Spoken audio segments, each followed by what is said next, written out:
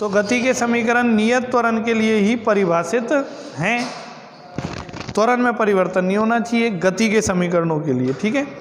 तो त्वरण क्या रहेगा बताओ? नियत। ये दिमाग में रखना आपको, त्वरण क्या रहेगा बताओ? नियत। तो त्वरण नियत है। अब जैसे एक सामान्य गति की बात करें तो सामान्य गति में क्या होगा? कोई कण है जो प्रारंभिक वेग u से यहाँ से चलेगा और यहाँ तक पहुँचेगा, तो u वेग से चल रहा है, मान लो यहाँ से यहाँ तक कितनी दूरी तय करेगा? ये x। प्रारंभ में समय क्या लेंगे? 0 और बाद में समय बढ़ के हो जाएगा t। मान लो ये नियत त्वरण a से चलता है, तो त्वरण का मतलब वेग में वृद्धि, तो इस वेग में वृद्धि होगी तो वेग बदल के क्या हो जाएगा? v। तो मैं ये कह रहा हूँ कि कोई वस्तु u वेग से गति प्रारंभ करती है, a त्वरण से चलती है, तो t समय के बाद उसका वेग बढ़कर v हो जाता है और इतने समय में वो x दूरी तय करती है, ठीक है। तो त्वरण यहाँ नियत रहता है गति के समीकरण में। तो यहाँ पे सीमाएं लगाएंगे, तो सीमाएं कैसे?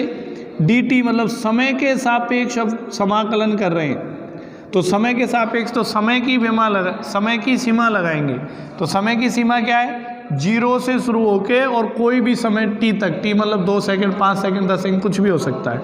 तो 0 से t तक। तो सीमाएं कैसे लगाते हैं? निम्न सीमा नीचे और उच्च सीमा ऊपर। तो 0 से t तक। यहाँ समाकलन कर रहे हैं वेग के सापेक्ष वेग, तो वेग की सीमाएं लगाएंगे। तो वेग की सीमा क्या हो जाएगी? प्रारंभिक वेग u से अंतिम वेग v तक। प्रारंभिक वेग u से अंतिम वेग v तक, ये सीमाएं लगा दी। सीमाएं लगाने से समाकलन जो है वो निश्चित समाकलन में परिवर्तित हो जाता है, ठीक है। अब मैं कह रहा हूँ कि त्वरण यहाँ नियत होगा, नियत त्वरण के लिए परिभाषित है गति के समीकरण। तो समाकलन करते समय नियत राशि को बाहर ले लेते हैं, तो a को बाहर ले लेंगे, समाकलन 0 से t और dt, और यहाँ एक बार ऐसे लिख दो u से v और dv। गुणा में 1 मान लें, 1 यहाँ गुणा में 1 मान लें। अब आप याद करो, 1 का समाकलन x के सापेक्ष होता है, x आपको पढ़ाया है। देखो x का x के सापेक्ष अवकलन होता है 1, तो 1 का समाकलन हो जाएगा x के सापेक्ष x। तो ये याद रखना है, 1 का x के सापेक्ष समाकलन होता है x। क्लियर है? 1 का x के सापेक्ष समाकलन x। तो 1 का t के सापेक्ष समाकलन करेंगे तो क्या आएगा बताओ? t।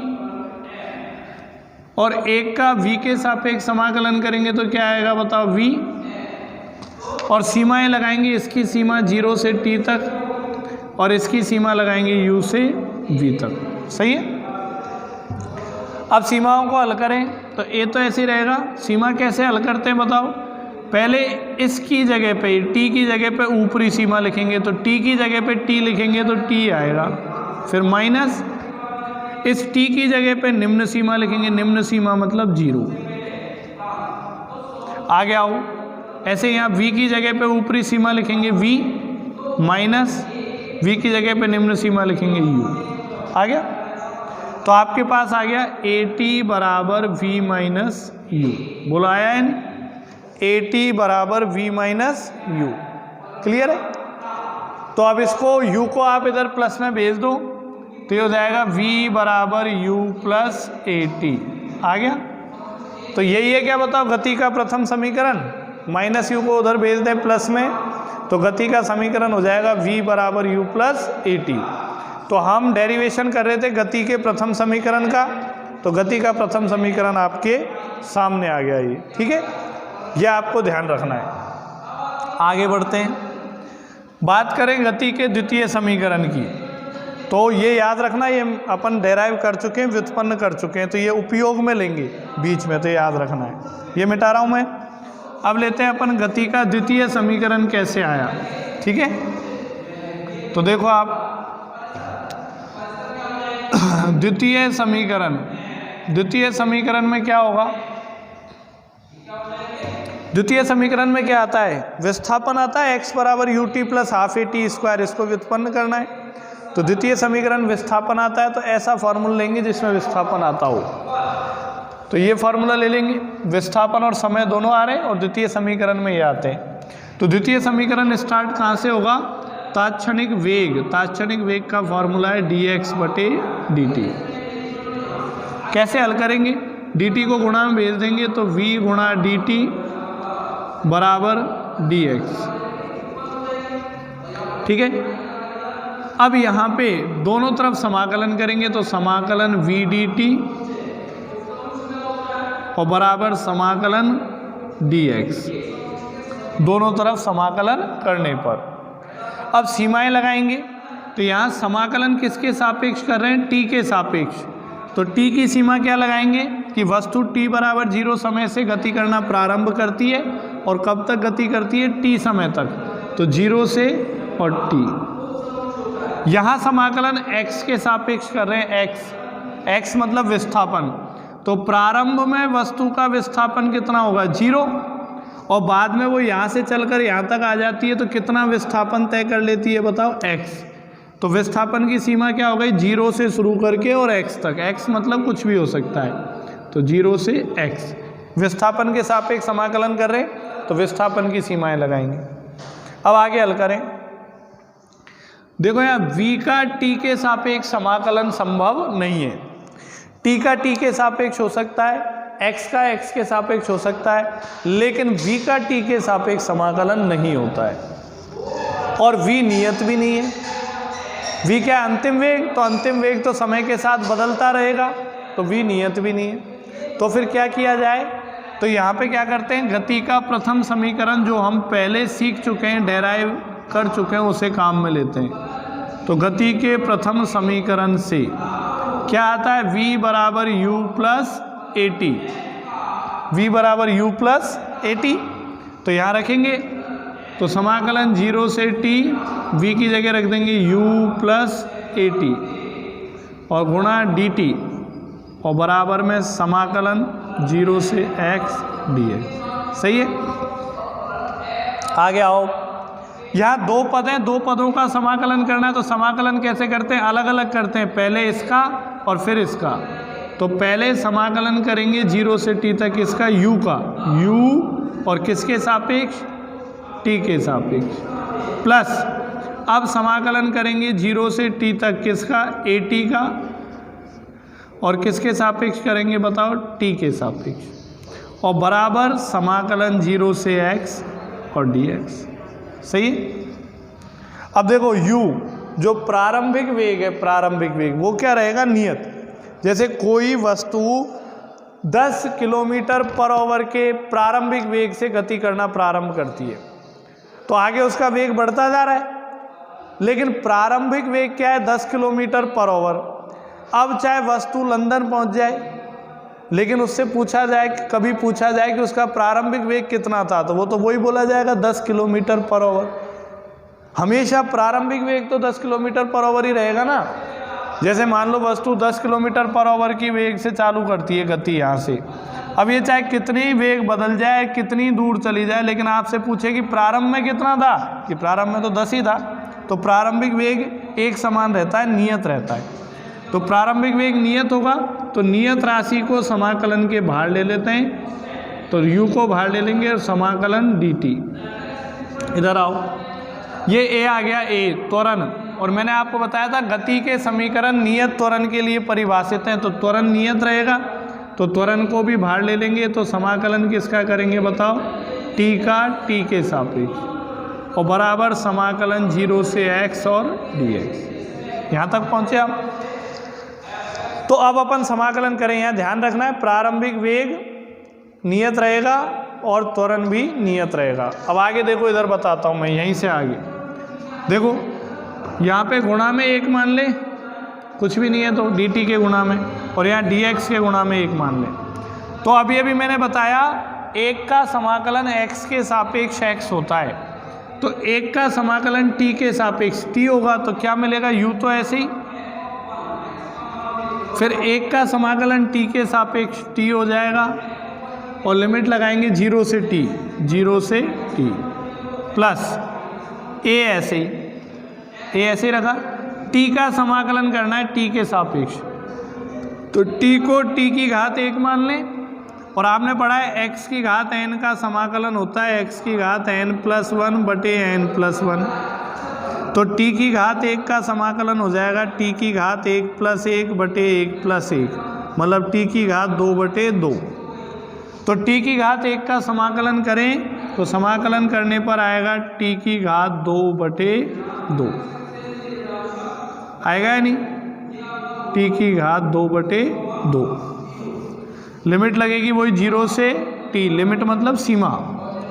ऐसे इधर आओ, 1 का समाकलन x के सापेक्ष करेंगे तो ये आएगा x, और लिमिट लगाएंगे 0 से x, 0 से x। अब हल करें, लिमिट कैसे लगाते हैं, पहले t की जगह ऊपरी सीमा लिखेंगे तो t की जगह t लिख देंगे, फिर माइनस लगाएंगे अपनी तरफ से, फिर t की जगह निम्न सीमा लिख देंगे 0। ऐसे इधर आओ, यहाँ भी इस पूरी राशि में t की जगह पहले ऊपरी सीमा लिखेंगे तो t²/2, फिर t की जगह निम्न सीमा लिखेंगे 0 तो 0²/2, फिर बराबर x की जगह ऊपरी सीमा लिखेंगे x, फिर माइनस अपनी तरफ से लगाएंगे और x की जगह निम्न सीमा लिखेंगे 0। अब हल करो, u गुणा t प्लस a गुणा, ये तो 0 हो जाएगा, 0 का स्क्वायर भाग 2 तो 0, तो ये t² बटे 2 रह गया ये, और बराबर आ गया x को पहले लिख दें बराबर ut, और इस t² बटे 2 को ऐसे लिख दें 1 बटे 2 at²। तो बताओ गति का द्वितीय समीकरण यही था, x बराबर ut प्लस हाफ at², बोलो था या नहीं। तो इस तरीके से समाकलन विधि से आप गति का द्वितीय समीकरण व्युत्पन्न कर सकते हो। बस इसमें ध्यान क्या रखना है कि यहाँ पे एक बार गति का प्रथम समीकरण आपको उपयोग में लेना होगा, ठीक है। आगे आओ, आगे बढ़ते हैं, गति का तृतीय समीकरण लेते हैं। तो गति का तृतीय समीकरण आपको याद होगा क्या होता है, v² बराबर u² प्लस 2ax, v² बराबर u² प्लस 2ax। तो इसमें हमने देखा कहीं भी समय नहीं आया, समय v² बराबर u² प्लस 2ax। तो हमें ऐसा सूत्र काम में लेना है जिसमें समय नहीं आए। तो यहाँ जो सूत्र लिखे हुए हैं 1, 2 और 3, तो इसमें ये ऐसा सूत्र है जिसमें समय नहीं है। देखो a बराबर v dv बटे dx, तो यही वाला सूत्र काम में लेंगे यहाँ तीसरे समीकरण के लिए। तो तीसरे समीकरण के लिए लिखेंगे त्वरण का फॉर्मूला होता है a बराबर v dv बटे dx। कैसे करेंगे, dx को इधर गुणा कर देंगे तो a गुणा dx बराबर v dv। फिर क्या लिखेंगे, दोनों तरफ समाकलन करने पर, तो दोनों तरफ समाकलन करेंगे a dx और बराबर समाकलन v dv, लिख दिया। अब सीमाएं लगाएंगे, तो यहाँ समाकलन x के सापेक्ष कर रहे हैं तो x की सीमा लगाएंगे यहाँ से। तो वस्तु यहाँ से यहाँ तक गई तो x के मान में क्या परिवर्तन हुआ, 0 से x, तो x की सीमा लगाई 0 से x। यहाँ समाकलन v के सापेक्ष कर रहे हैं, v के सापेक्ष वेग, तो वेग में क्या परिवर्तन हुआ, वस्तु यहाँ थी यहाँ से यहाँ तक गई तो प्रारंभिक वेग था u और अंतिम वेग हो गया v, तो प्रारंभिक वेग u, अंतिम वेग हो गया v। ये सीमाएं लगा दी। अब कैसे करेंगे समाकलन, आपको पता होना चाहिए कि गति के समीकरण नियत त्वरण के लिए चलते हैं। तो त्वरण नियत है तो नियत राशि को समाकलन के बाहर ले लेंगे, तो ये बचेगा dx बराबर, यहाँ देखो v का v के सापेक्ष समाकलन संभव है, x का x के सापेक्ष हो जाता है तो v का v के सापेक्ष भी हो जाएगा। तो इसको ऐसे लिख लो, यहाँ कुछ भी नहीं है, गुणा में क्या मान लें बताओ, 1, गुणा में 1 मान ले। तो अब मुझे बताओ a तो ऐसे ही रहेगा, 1 का समाकलन x के सापेक्ष करेंगे तो x आएगा और सीमाएं लगाएंगे 0 से x। इधर आओ, v का समाकलन v के सापेक्ष 1 मान लेते हैं, v की घात 1। तो देखो x का समाकलन करते हैं x की घात n का x के सापेक्ष, तो ये आता है x की घात n+1 बटे n+1। तो v की घात 1 का v के सापेक्ष समाकलन करेंगे तो ये आएगा v की घात 1+1 बटे 1+, बोला आएगा ही नहीं। तो मतलब कितना आ जाएगा, v² बटे 2। तो इसका समाकलन करेंगे तो ये आ जाएगा आपके पास v² बटे 2। और सीमाएं लगाएंगे u से v, निम्न सीमा u और उच्च सीमा v। कैसे हल करें अब इसे?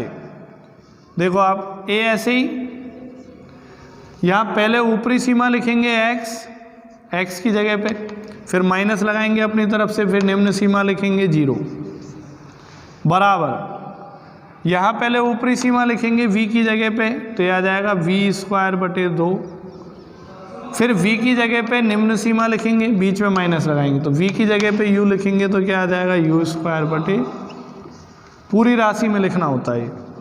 तो यह आ गया ax, यहाँ लघुत्तम ले लें 2, तो ये हो गया v² - u², 2 इधर गुणा हो जाएगा तो 2ax बराबर v² - u², माइनस u² को इधर लिया प्लस में, तो v² बराबर u² + 2ax। बोलो आ गया? तो ये था आपके पास गति का तृतीय समीकरण। तो इस तरीके से हम समाकलन विधि से गति के तीनों समीकरणों को अपन व्युत्पन्न कर सकते हैं। ठीक है, ये हमेशा याद रखना है कि गति के समीकरण नियत त्वरण के लिए काम में लिए जाते हैं, पहली बात।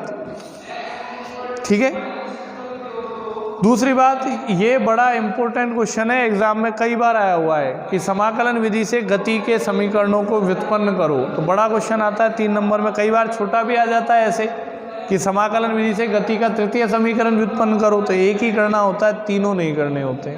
ठीक है, तो ऐसा भी आ सकता है, तो ये आपको ध्यान में रखना है। ठीक है, तो अच्छा टॉपिक था ये, कलन विधि से न्यूटन के समीकरणों की व्युत्पत्ति। ठीक है,